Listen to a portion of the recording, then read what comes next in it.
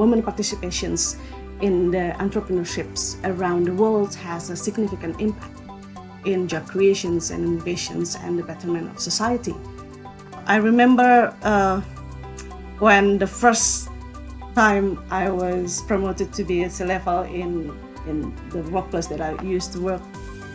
And when I heard some people talking about that me being bossy, it was very stressful moment for me until one realizations come up to me and said, I'm not bossy, I'm the boss.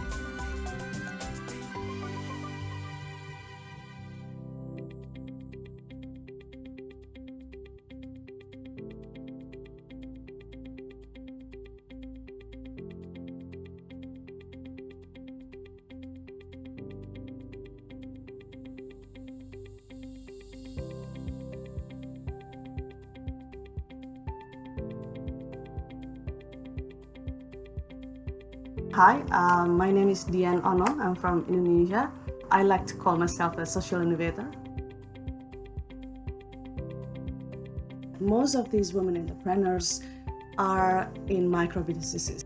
In my opinion, there is no bigger barriers for women to become an entrepreneur, but we still have some barriers in scaling up the business and growing the business.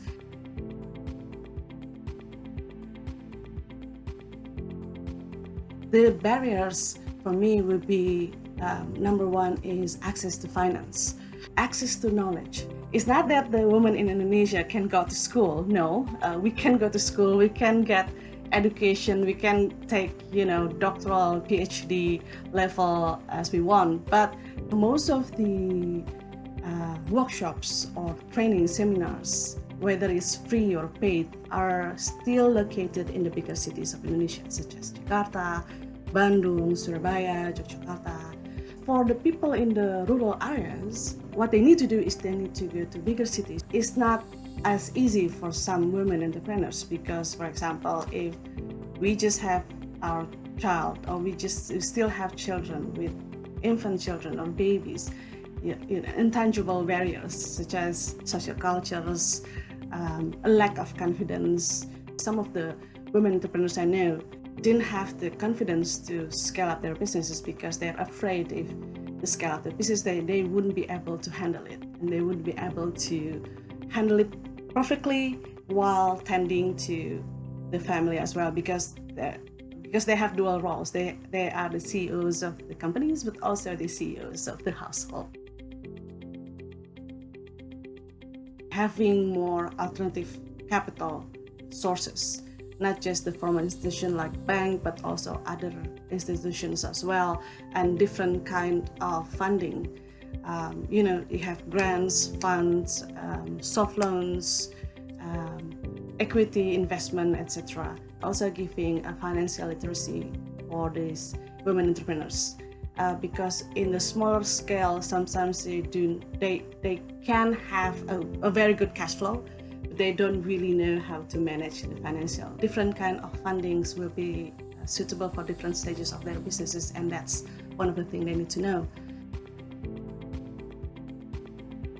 We need to have more and more trainings, workshops, seminars, capacity building coming to the rural areas. Having more access is either going to the rural areas or giving more online trainings, which leads to the development of infrastructure of telecommunications also. In addition to trainings, workshops, and seminars on business sides, business, marketing, finance, investment, product development, and so on, I would suggest trainings on soft skill also. So training on self-confidence, making us understand about unconscious bias and gender bias is also help us to understand how the society works, how we can break down the barriers and overcome the challenges. I believe the society now has witnessed a huge shift in terms of female entrepreneurship, and it is welcomed by open arms by many places. but I think we still need a long way to go.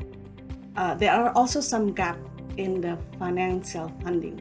So when we see donors or other institutions giving funding, grants, investment, loans, the size is very, very big. It's too high for us smaller business to get that. Even if we get the big amount of money, we wouldn't know what to do because it's too long for our runways. What it's more excited is, when I see some programs like Biduk, which is